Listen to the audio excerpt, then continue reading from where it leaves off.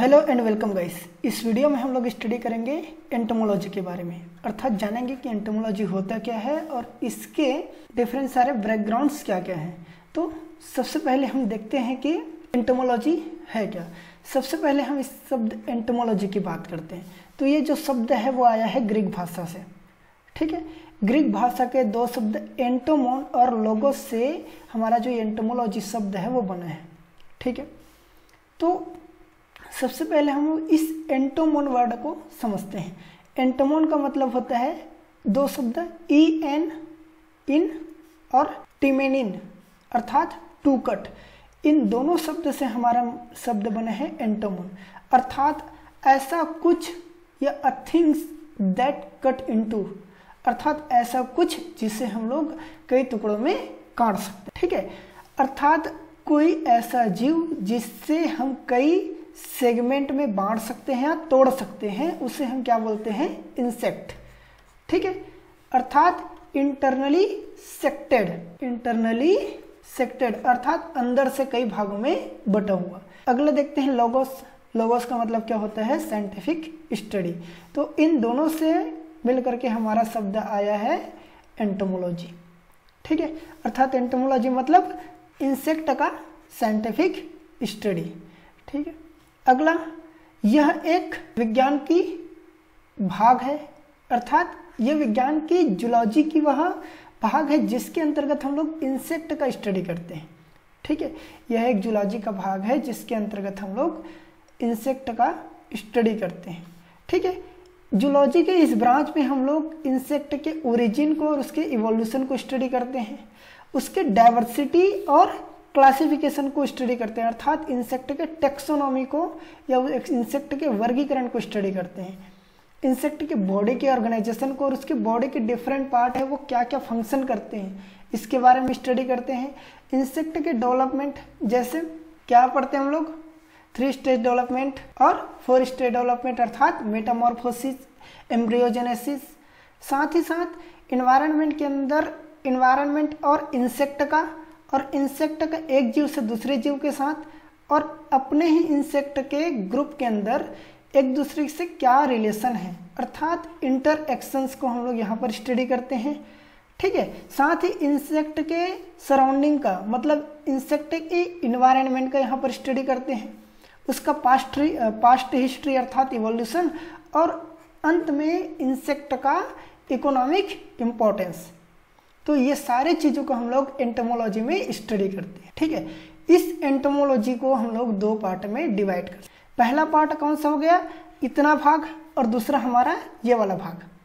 अर्थात जब हम लोग एंटोमोलॉजी के अंतर्गत इंसेक्ट के मार्फोलॉजी अर्थात उसकी शारीरिकी, उसकी आंतरिक बनावट, उसकी आंतरिक क्रियाओं अर्थात फिजियोलॉजी, एनाटॉमी और मार्फोलॉजी, साथ ही साथ इंसेक्ट का वर्गीकरण करते हैं, तब हम कह देते हैं फंडामेंटल, जनरल या बेसिक एंटोमोलॉजी, ठीक है।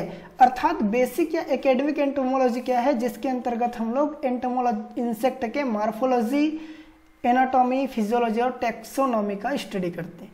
लेकिन जब हम इन्हीं नॉलेज को अर्थात फंडामेंटल नॉलेज को हम लोग फील्ड में अप्लाई करते हैं या हमारे इकोनॉमिक इम्पोर्टेंस के लिए यूज करते हैं, अर्थात जब हम उसे आर्थिक उपयोग के लिए इन सारे नॉलेजेस का उपयोग करते हैं, तब हम उसे क्या कहते हैं, अप्लाइड एंटोमोलॉजी।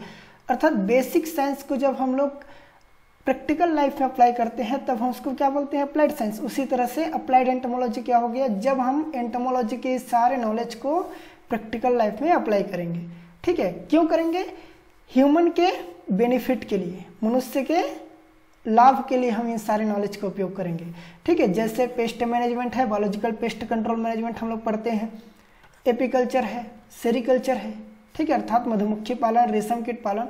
ये सारे के सारे हमारे किस में आते हैं, अप्लाइड या बिहेवियरल या कह सकते हैं प्रैक्टिकल एंटोमोलॉजी के अंतर्गत आएगा, ओके।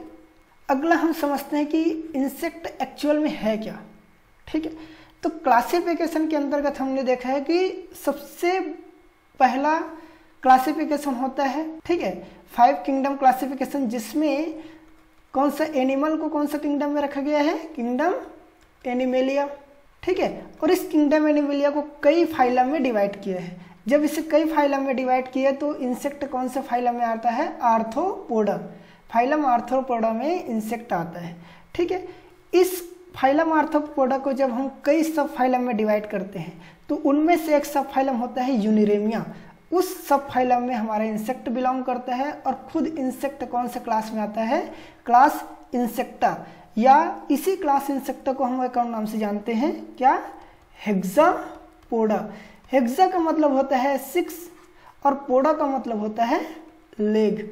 ऐसा ऑर्गेनिज्म जिसके वेल डेवलप्ड एडल्ट स्टेज में 6 लेग पाए जाते हैं, इन ऑर्गेनिजम्स को हम क्या बोलते हैं? इंसेक्ट कहते हैं। ओके, तो सबसे पहले यहाँ पर हमको एक चीज समझने की आवश्यकता है कि आर्थ्रोपोडा क्यों? क्योंकि आर्थ्रोपोडा के अंतर्गत वे सारे ऑर्गेनिज्म हैं जिसके बॉडी में ज्वाइंटेड अपेंडेजेस पाए जाते हैं, अर्थात लेग हो या बॉडी का कोई ऑर्गन है वो ज्वाइंटेड स्टेट में पाए जाते हैं, उससे हम आर्थ्रोपोडा में रखते हैं। उसी तरह से यूनिरेमिया, जैसे हमने देखा है कि क्रस्टेशिया क्रैब, उसके अंदर जो लेग को देखेंगे तो उसके किनारे में इस तरह से 2 भाग में बटा हुआ रहता है, ठीक है। इसे हम क्या बोलते हैं? बायरामुअस लेग। जब लेग का अंतिम पार्ट 2 भागों में बाइफर्केटेड रहता है उसको हम क्या बोलते हैं? बायरामुअस लेग। लेकिन इंसेक्ट में जो लेग होता है वो बीच में किसी भी प्रकार के इस तरह से 2-3 खंडों में बटा नहीं रहता है, इसीलिए हम इंसेक्टों को कौन से खंड में रखते हैं? यूनिरेमस। रेमस मतलब होता है ब्रांचिंग ऑफ लेग्स, यूनि मतलब होता है सिंगल, अर्थात लेग में कोई ब्रांच ना होना। तो ऐसे ऑर्गेनिज्म को हम किस में रखते हैं? सब फाइलम यूनिरेमिया में, ठीक है। अगला चीज समझो, हमारा जो आर्थ्रोपोडा है वो जितने भी क्लास एनिमलिया है या एनिमल किंगडम का सबसे लार्जेस्ट फाइलम है, ठीक है। एनिमल किंगडम का लार्जेस्ट फाइलम क्या है? Phylum arthropoda. और ये कुल ज्ञात एनिमल का, जितने भी ज्ञात एनिमल है, अर्थात हमारे पास अभी कम से कम 10 लाख से अधिक जो जीवों की है उसके डिस्क्रिप्शन है हमारे पास, उनमें से टोटल 80% तो खुद फाइलम आर्थ्रोपोडा के ही हैं। और उनमें से भी फाइलम आर्थ्रोपोडा का सबसे लार्जेस्ट क्लास कौन सा है? हमारा क्लास इंसेक्टा ही है। अर्थात एनिमल किंगडम का लार्जेस्ट फाइलम फाइलम आर्थ्रोपोडा, और फाइलम आर्थ्रोपोडा का सबसे लार्जेस्ट क्लास कौन सा हो गया? Class insecta. और इस तरह से हमारा इंसेक्टा क्या हो जाता है? जितने भी लिविंग ऑर्गेनिज्म है, अर्थात जितने भी लिविंग एनिमल्स बोल सकते हैं, उनमें सबसे बड़ा क्लास कौन सा है? हमारा क्लास इंसेक्टा, ठीक है। जो कि कुल 9 से 15 लाख ज्ञात स्पीसीज में अकेला 72% लिविंग ऑर्गेनिज्म को कवर करता है। कुल जितने भी स्पीसीज हैं उनमें से 72 लाख तो केवल इंसेक्ट, 72% तो केवल इंसेक्ट ही है, ठीक है। अगला हम समझते हैं कि इंसेक्ट का ओरिजिन कैसे हुआ है। कुछ इंपॉर्टेंट चीजें हैं, बस उन्हीं को आपको ध्यान में रखनी है। सबसे पहले तो इंसेक्ट की उत्पत्ति हुई है किससे? मिरियापोड से। जैसे हम इंसानों की उत्पत्ति बोला जाता है किससे हुआ है? एप्स या मंकी से, ठीक उसी तरह से इंसेक्ट की उत्पत्ति किससे हुई है? मिरियापोड या प्रोटोमिरियापोड से हुई है, ठीक है। कब हुई है? जैसे हम इंसानों की उत्पत्ति आज से 1 मिलियन साल पहले हुआ है, उसी तरह से इंसेक्ट की उत्पत्ति आज से करीब 250 से 500 मिलियन साल पहले हुआ है। अर्थात कौन से पीरियड में हुआ है? डेवोनियन पीरियड में। डेवोनियन पीरियड क्या है? जब हम पृथ्वी की उत्पत्ति से लेकर के आज तक के इतिहास पढ़ते हैं तो उसको कई कालक्रम में डिवाइड करते हैं, उनमें से एक कालक्रम आता है हमारा डेवोनियन पीरियड। इसी डेवोनियन पीरियड जो कि आज से लगभग 400 मिलियन साल पहले पड़ा, उसी दौरान इंसेक्ट की उत्पत्ति हुई है। अब यहाँ पर हमें देखने वाली बात है कि इंसेक्ट की उत्पत्ति 250 से 500 मिलियन साल पहले हुआ है और हमारी उत्पत्ति केवल 1 मिलियन साल पहले हुई है। अर्थात इंसेक्ट हमसे लगभग 250 से 500 साल पुरानी है, ठीक है।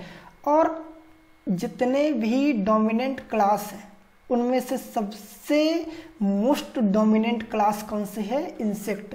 तो यहाँ पर हमारा सबसे इंपॉर्टेंट क्वेश्चन पूछा जाता है, most dominant class of animal kingdom, तो क्या आ जाता है? क्लास इंसेक्टा या क्लास हेक्सापोडा। और ये हमारा क्या हो जाता है? आज तक का सबसे लार्जेस्ट क्लास और मोस्ट डोमिनेंट क्लास, ठीक है, highest number of species cover करने वाला क्लास। ठीक है, तो ये हुआ हमारा इंसेक्ट का एक जनरल इंट्रोडक्शन। आगे के लेक्चर्स में हम एंटोमोलॉजी के बारे में और स्टडी करेंगे। मिलते हैं नेक्स्ट वीडियो में, बाय बाय।